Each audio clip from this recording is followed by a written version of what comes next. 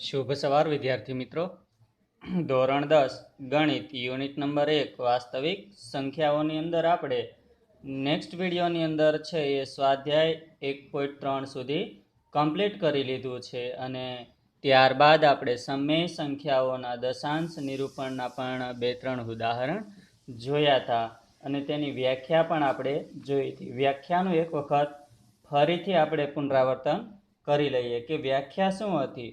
તો કે જો x બરાબર p છેદ q માં q નું અવિભાજ્ય માં અવયવીકરણ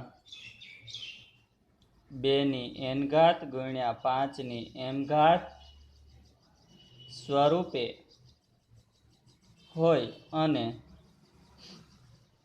m અને n એ બંને અનઋણ પૂર્ણાંકો હોય તો x નું દશાંશ નિરૂપણ શાંત હોય. આપણે આવી વ્યાખ્યા જોઈ. તે કોઈ સંખ્યા આપી હોય ને એ સંખ્યા કેવી હોય, p છેદ q સ્વરૂપમાં હોય અને q ના પાછા શું છે કે અવિભાજ્યમાં અવયવીકરણ કેવા હોવા જોઈએ, 2n એટલે 2ની કોઈ પણ ઘાત હોવી જોઈએ, 5ની કોઈ પણ ઘાત જોઈ. આવા સ્વરૂપની અંદર જો હોય તો એમાંય તે પાછા n અને m બંને અનઋણ પૂર્ણાંકો એટલે કે કેવા હોવા જોઈએ, ઋણ હોવા જોઈએ નહીં. બરાબર. તો x નું દશાંશ નિરૂપણ શાંત છે એવું આપણે કહી શકતા હતા અને એમના આપણે એક્ઝામ્પલ પણ જોયા હતા. તો હવે એને રિલેટેડ જ આપણે એક આખો સ્વાધ્યાય કે જે સ્વાધ્યાય 1.4 છે એ કમ્પ્લીટ કરવાનો છે. ચાલો તો હવે આપણે સ્વાધ્યાય 1.4 છે એ જોવાનો છે. હવે એની અંદર પહેલો જ પ્રશ્ન જોઈએ કે પ્રશ્ન પહેલો, ભાગાકારની લાંબી પ્રક્રિયા કર્યા વગર નીચે દર્શાવેલ સમય સંખ્યાઓનું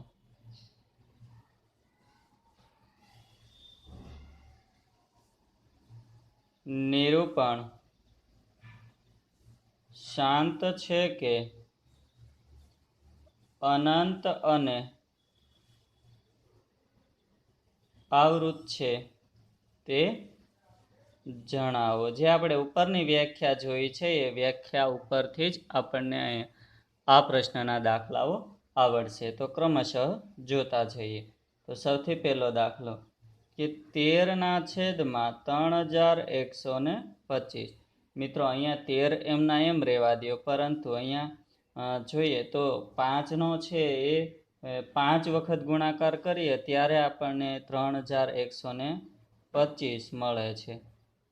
બરાબર. આવી રીતે તમે કરો, મતલબ કે અહીંયા 13/5 છે એ કરવાની છે. તો હવે મિત્રો જુઓ તો અહીંયા સંખ્યા કઈ રીતે દર્શાવી શકાય, p છેદ q. બરાબર. તો હવે q નું છે એના અવિભાજ્ય અવયવો કેવા છે, તો કે 5 સ્વરૂપમાં છે.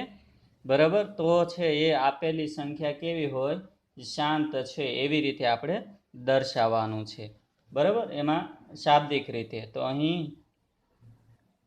અહીં છેદ q બરાબર 5/5 નું સ્વરૂપ 2n 5m પ્રકારનું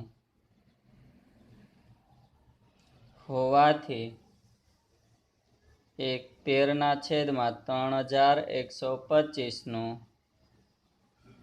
દશાંશ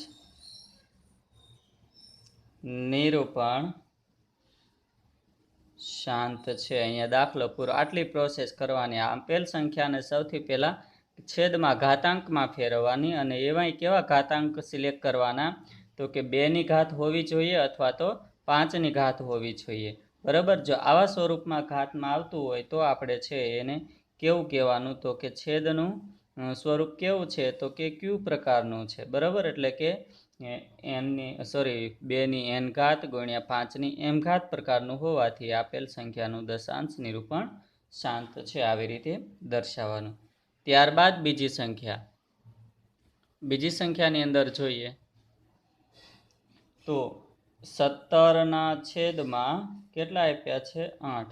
તો આપણે અહીંયા છે આવી રીતે દર્શાવી શકીએ 17/2 ગુણ્યા 2 ગુણ્યા 2 બરાબર 17/2ની 3 ઘાત, બરાબર. તો અહીંયા પણ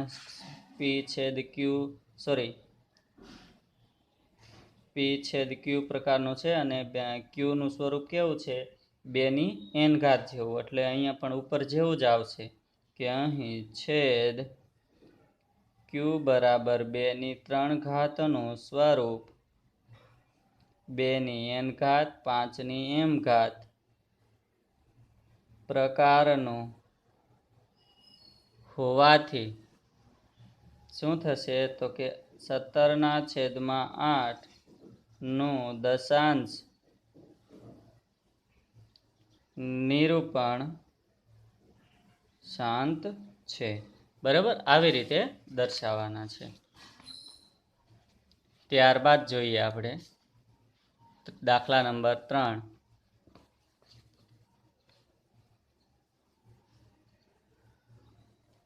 ની અંદર 64/455 બરાબર આપણે શું કરી શકીએ તો કે 64 ને એમના અંશનો આપણે કોઈ કામ નથી, ઉડતા હોય તો ઉડાડી દેવાના, બાકી એમને રહેવા દેવા. હવે 455 આપણે ફેક્ટર પાડીશું તો 5 ગુણ્યા 7 ગુણ્યા 13 થશે, બરાબર. તો મિત્રો જોઈએ અહીંયા 2 અને 5 સિવાયના કોઈ પણ અંક આવે એટલે તરત જ આપણે ના પાડી દેવાની. તો અહીંયા છે એ 2 અંક બીજા આવે છે તો આપણે તરત જ 2ની n ઘાત ગુણ્યા 5ની m ઘાત પ્રકારનું સ્વરૂપ નથી, તો પછી આપણે એમને ના પાડી દેવાની છે કે એનું અનંત અને આવૃત અથવા તો શાંત છે એ સ્વરૂપ નથી. એટલે અહીં છેદ Q બરાબર 5 ગુણ્યા 7 ગુણ્યા 13 નું સ્વરૂપ કોના જેવું છે તો કે 2ની n ઘાત 5ની m ઘાત પ્રકારનું નથી. આથી શું થશે? આપેલ સંખ્યા 64/455 નું દશાંશ નિરૂપણ અનંત અને આવૃત છે. કેવું છે? આવૃત, પણ શાંત નથી, બરાબર. આવી રીતે છે આપણે જવાબ આપવાનો છે. ત્યારબાદ દાખલા નંબર 4 15/1600. હવે ત્યારબાદ અહીંયા મિત્રો જોઈએ તો 5 ગુણ્યા 3 એટલે 15 થઈ જશે અને અહીંયા પણ 5 વડે ભાગ ચલાવીએ તો તમને 5 ગુણ્યા 320 મળશે. તો અહીંયા તમે ઉડાડી શકો છો 5 અને બાકીનું જે વધ્યું એમાંય તે તમે 2ના છે એ 6 ઘાત આવી શકે એટલે 2 ગુણ્યા 2 ગુણ્યા 2 ગુણ્યા 2 ગુણ્યા 2 ગુણ્યા 2 6 વખત અને ગુણ્યા 5, બરાબર. એટલે તમને ફાઇનલી શું મળશે તો કે 3/2ની 6 ઘાત ગુણ્યા 5ની 1 ઘાત. તો અહીંયા જુઓ તો 2ની n ઘાત ગુણ્યા 5ની m ઘાત સ્વરૂપનું આપણને દશાંશ નિરૂપણ મળે છે. આથી આપણે કહી શકીએ આગળ કે આથી છેદ Q બરાબર 2ની 6 ઘાત ગુણ્યા 5ની 1 ઘાતનું સ્વરૂપ 2ની n ઘાત ગુણ્યા 5ની m ઘાત પ્રકારનું હોવાથી 15/1600 નું દશાંશ નિરૂપણ કેવું થશે? શાંત થશે. કમ્પ્લીટ આવી રીતે સમજાય છે. ત્યારબાદ છે એ હવે તમને ખ્યાલ આવી જશે કે હવે સંખ્યા અનંત આવૃત હોય તો તમારે શું જવાબ આપવો અને શાંત હોય ત્યારે શું જવાબ આપવો. એટલે હવે શોર્ટની અંદર તમને સમજાવીશ તો પણ ખ્યાલ આવી જશે. અહીંયા છે એ 29ના છેદમાં 343 છે. તો મિત્રો 29ના છેદમાં 343 એ 7નો ઘન છે. તો હવે તમે ડાયરેક્ટ જવાબ આપી શકશો કે છેદમાં છે એ 2 પણ નથી અને 5 પણ નથી, એટલે અહીંયા દશાંશ નિરૂપણ આવશે નહીં. બરાબર, એટલે એ નથી, એ તમારે હોમવર્કની અંદર વિસ્તારથી એનો જવાબ આપવાનો છે. ત્યારબાદ 6, 23ના છેદમાં 2/3 ગુણ્યા 5/2. તો અહીંયા તમને ડાયરેક્ટ જોઈને જ ખબર પડી જશે કે 2n ગુણ્યા 5m સ્વરૂપનું છે. તો દશાંશ નિરૂપણ શાંત છે. બરાબર, એટલે હું શોર્ટમાં લખું છું, પણ તમારે વિગતે છે એ દર્શાવવાનું છે. ત્યારબાદ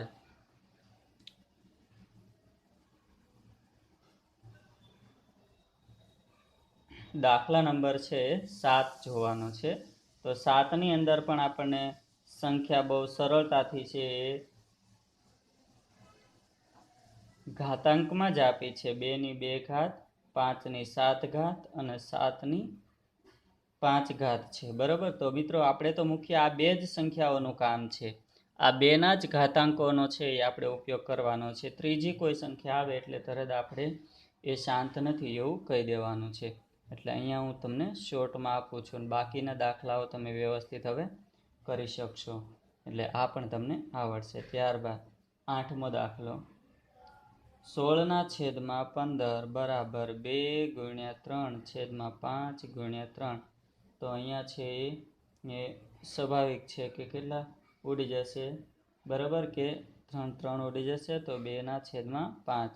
તો હવે અહીંયા પણ છે એ તમને જોઈ શકો પીના છેદમાં ક્યુ સ્વરૂપ આવી જાય છે, છેદમાં 5/1 છે. બરાબર, એટલે એ છે એ પણ તમારે હોમવર્કની અંદર દર્શાવવાનું છે.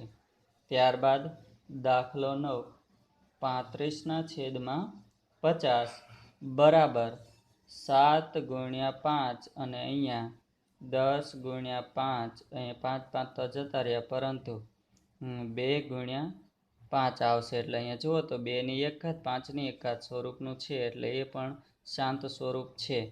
બરાબર, એટલે એ પણ તમારે હોમવર્કની અંદર નોંધ દર્શાવવાની છે. અને છેલ્લે લાસ્ટમાં 10મો દાખલો, 77ના છેદમાં 210. હવે અહીંયા 7/11 છેદમાં અહીંયા તમે અવયવો પાડશો એટલે 2/3/5/7 આવશે. તો 7 7 જતા રહેશે, તો વધશે 11ના છેદમાં 2/3/5. તો હવે અહીંયા 3 વધારાના આવે છે. બરાબર, આથી આપણે શું લખશું, અહીંયા ખ્યાલ આવી જશે દરેકને. તો અહીંયા એક છેલ્લે દર્શાવી દઈએ કે અહીં છે ક્યુ બરાબર 2/3/5 નું સ્વરૂપ 2/m ગુણ્યા 5/m પ્રકારનું નથી. આથી 77ના છેદમાં 210 નું દશાંશ નિરૂપણ અનંત અને આવૃત છે. આવી રીતે છે એ જવાબ દર્શાવવાના છે. ત્યારબાદ પ્રશ્ન 2. પ્રશ્ન 2ની અંદર છે એ પ્રશ્ન 1નો જ ઉપયોગ કરવાનો છે અને દાખલાઓ ગણવાના છે. એ તો પહેલા પ્રશ્ન જોઈ લઈએ. પ્રશ્ન 1માં જે સમય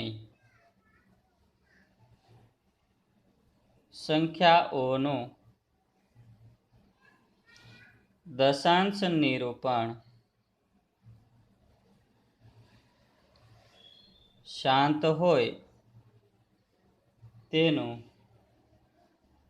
દશાંશ નિરૂપણ દર્શાવો. બરાબર, હવે આપણે આગળ જે દાખલા જોયા એની અંદર શું કરવાનું છે, જેનું દશાંશ નિરૂપણ શાંત આવ્યું છે એને આપણે પોઈન્ટમાં દર્શાવવાના છે. તો સૌથી પહેલા જોઈએ તો પહેલો જે ક્રમ છે એમાં આપણને 13ના છેદમાં 3125 મળતા હતા, અને એના બરાબર આપણે કંઈક 13/5 આવી રીતે સ્વરૂપ લઈ આવ્યા હતા. બરાબર, તો આપણે આ સ્વરૂપ હોય તો આગળ શું પ્રોસેસ કરવાની, એમાંય આપણે નોંધમાં લખ્યું હતું કે આવું સ્વરૂપ આવે 2n હોય કે 5m હોય ત્યારે છે એ શાંત સ્વરૂપ મળે છે. આથી આપણે અહીંયા ઉપર નીચે 2/5 વડે ગુણવા પડે. આથી 13 ગુણ્યા 2/5 છેદમાં જે છે 5/5 ગુણ્યા 2/5 ઉપર નીચે 2/5 વડે ગુણીએ તો ઘાત સરખી થઈ જાય. એટલે જુઓ તો 2n ગુણ્યા 5m ઘાત સરખી થઈ ગઈ. તો આપણે છે એ શાંત સ્વરૂપ લાવી શકીએ. હવે મિત્રો 2/5 એટલે 32. હવે 13 ગુણ્યા 32 અને છેદમાં અહીંયા આ ઘાત સરખી હોય તો આધારનો ગુણાકાર કરવાનો. 5 અને 2 આધાર છે એટલે 10/5 થશે. ત્યાર પછી તમે જુઓ તો આ બંનેનો તમે ગુણાકાર કરશો એટલે 416 આવશે. 416 છેદમાં અહીંયા કેટલા શૂન્ય લગાવવાના? 5. 1 2 3 4 અને 5. અને હવે જેટલા શૂન્ય છે એટલા કદમ પાછળ પોઈન્ટ લઈ જવાનો. એટલે કે 1 2 3 4 અને 5. એટલે કે બરાબર કરીને 0.00416. આવી રીતે છે તમારે પોઈન્ટની અંદર દર્શાવવાના. એટલે કે દશાંશ નિરૂપણ આપણે દર્શાવ્યું કહેવાય છે. આપેલ સંખ્યા છે એનું દશાંશ નિરૂપણ કેવી રીતે દર્શાવવું? તો સૌથી પહેલાં છે એ છેદની અંદર 2 અને 5 અંદર સ્વરૂપ લઈ આવવાનું. ત્યારબાદ આધાર છે એ જુદો હોય અને ઘાત સરખી થઈ જતી હોય ત્યારે છે એ 10ની જે ઘાત આવતી હોય એ લઈ લેવાની. અંશની અંદર ગુણાકાર કરવાનો અને ત્યારબાદ છેદમાં તો શૂન્યવાળી સંખ્યા જ હશે એટલે જેટલા શૂન્ય હોય એટલા કદમ પાછળ લઈને પોઈન્ટ મૂકી દેવાનો છે. બરાબર, ત્યાર પછીનો બીજો દાખલો જોઈએ.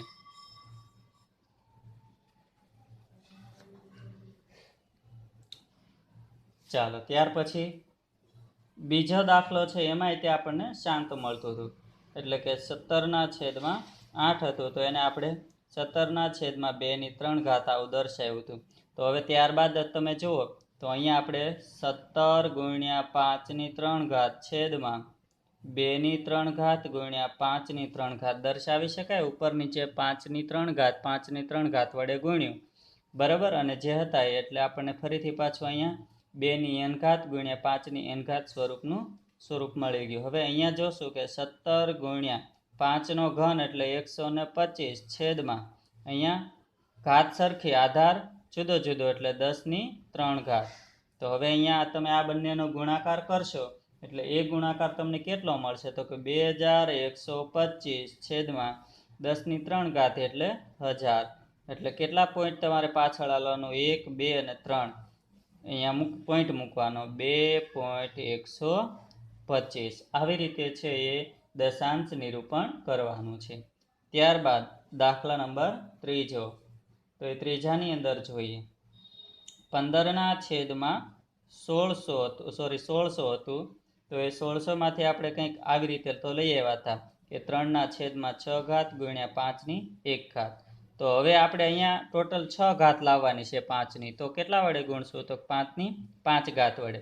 એટલે 3 ગુણ્યા 5/5 છેદમાં 2/6 ગુણ્યા 5/1 જે છે એમનામ. અને કેટલા વડે ગુણવાના? 5/5 વડે.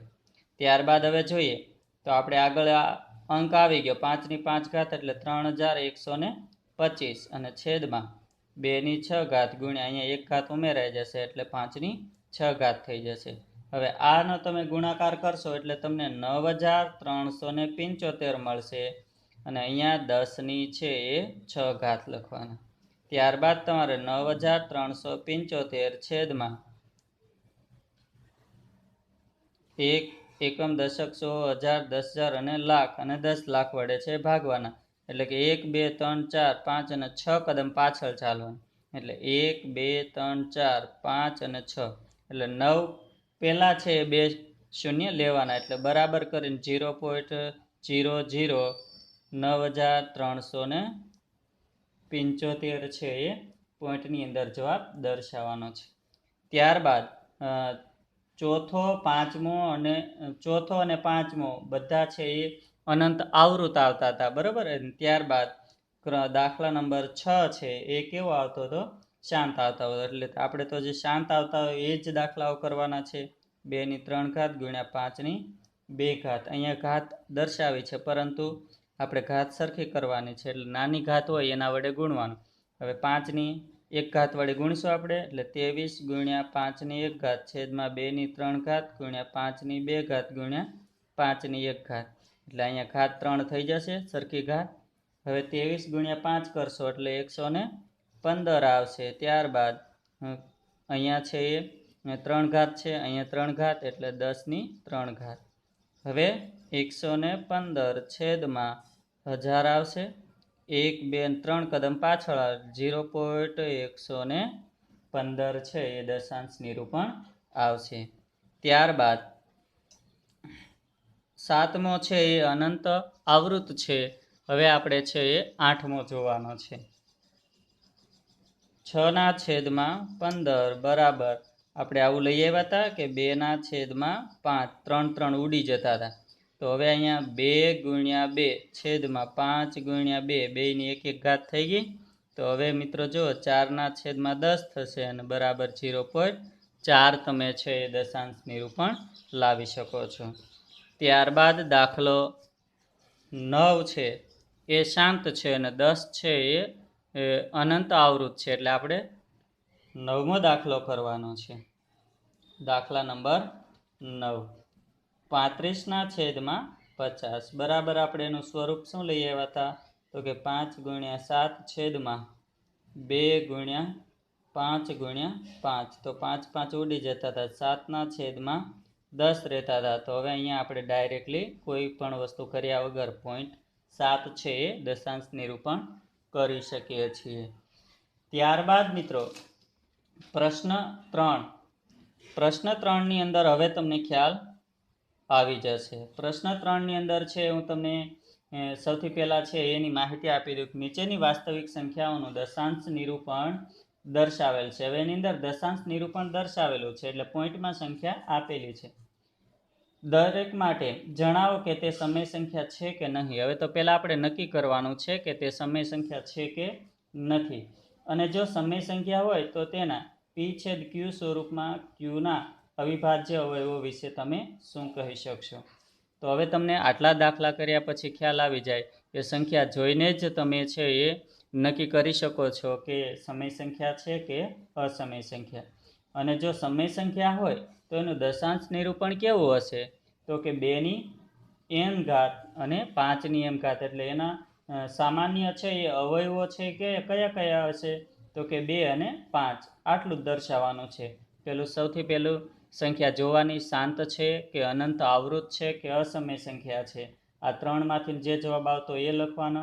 ત્યારબાદ જો શાંત હોય તો શું લખવાનું કે આપેલ સંખ્યાને p/q સ્વરૂપમાં તેના છેદના અવિભાજ્ય અવયવો ફક્ત 2 અથવા 5 અથવા તો બંને હોઈ શકે. બરાબર, આટલો જવાબ દર્શાવવાનો છે. અને અસમય સંખ્યા હોય તો તમારે એમાં કોઈ આગળ વધવાનું નથી, ડાયરેક્ટ દર્શાવી દેવાનું છે કે આપેલ સંખ્યા છે એ અસમય સંખ્યા છે. અને ત્યારબાદ અનંત આવૃત હોય તો એની અંદર કોઈ પણ 2માંથી એક જ સામાન્ય અવયવ આવતો હોય, 2 આવતો હોય અથવા તો 5 આવતા હોય, એવી રીતે દર્શાવવાનું છે. તો અહીંયા સુધી આપણે છે એ રાખીએ. ત્યારબાદ પ્રશ્ન 3 છે એ તમારે હોમવર્કમાં રહેશે. અને આજનું હોમવર્ક છે એ સ્વાધ્યાય 1.4 એક વખત ગણવો.